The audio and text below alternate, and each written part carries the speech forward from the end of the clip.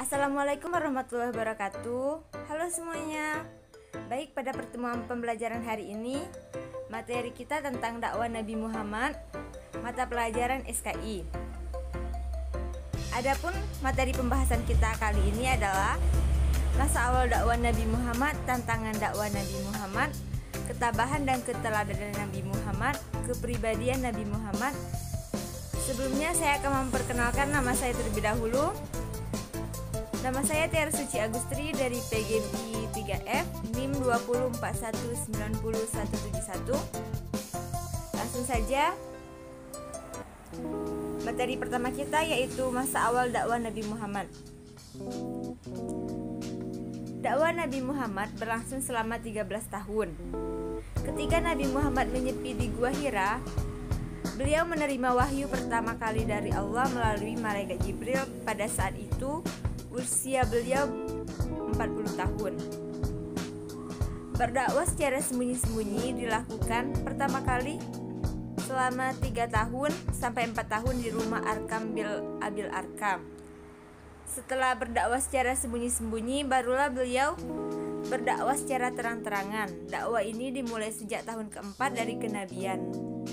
Firman Allah yang berisi tentang perintah berdakwah secara terang-terangan di dalam surah Al-Hijr 94. Hanya sedikit orang yang mau menerima ajakan Nabi.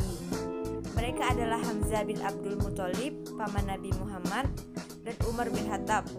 Sebagian besar dari mereka menolak. Ada yang menolak secara halus, namun tidak sedikit yang menolak secara keras dan terang-terangan. Paman Nabi Muhammad yang bernama Abu Lahab juga menolak dengan keras dan lantang. Ia sangat membenci Nabi Muhammad dan mengancam Nabi apabila meneruskan dakwanya tersebut. Selanjutnya, tantangan dakwah Nabi Muhammad. Sudah kita ketahui bahwa paman Nabi Muhammad yang bernama Abu Lahab dan Abu Jahal sangat menentang dakwah tersebut.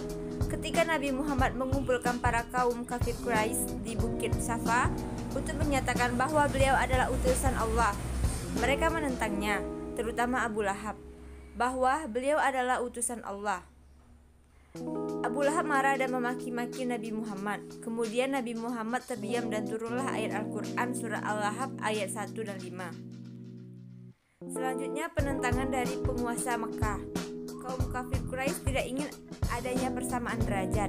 Mereka khawatir kekuasaan dan usaha dagangan mereka terganggu oleh dakwah Nabi. Selanjutnya, ketabahan dan keteladanan Nabi Muhammad.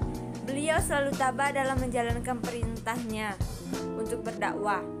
Meskipun hanya tangan beliau tetap melaksanakan dakwah tersebut.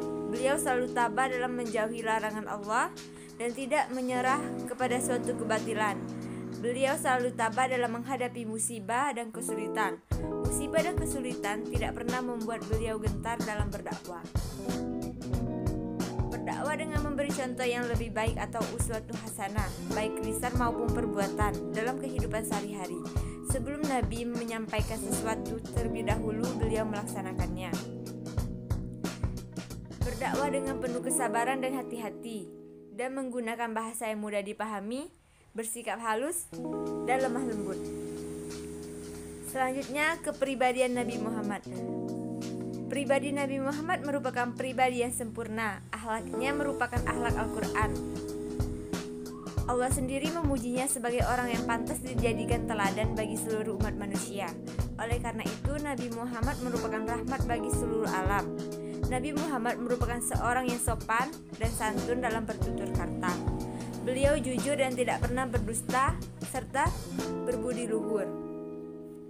Beliau tidak pernah membeda-bedakan atau memandang seseorang dari status sosial, warna kulit, suku, bangsa, atau golongan. Beliau selalu berbuat baik kepada siapa saja, bahkan kepada orang jahat atau orang yang tidak baik kepadanya.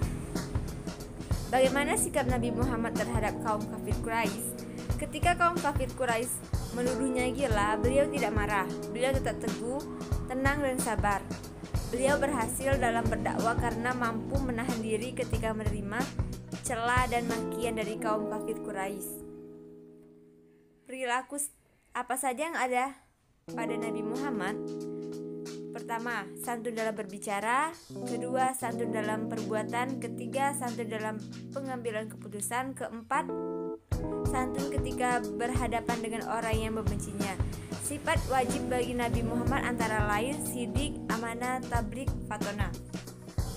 Baik, hanya ini yang dapat saya sampaikan. Saya akhiri. Wassalamualaikum warahmatullahi wabarakatuh.